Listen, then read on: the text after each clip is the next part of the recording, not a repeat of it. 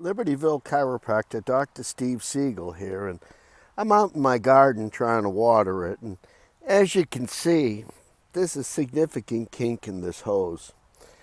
Simply here, all I have to do is unkink it. In my office, when I have a kink that bad, it usually takes me like 2, sometimes maybe 3 visits.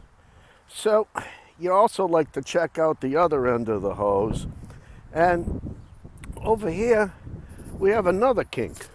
But this one here is simple because here the water's still going to flow. In my office, this is a 1 visitor. This is, hey doc, it's time. So as you can see, I see chiropractic even in gardening. Libertyville Chiropractor, until next time.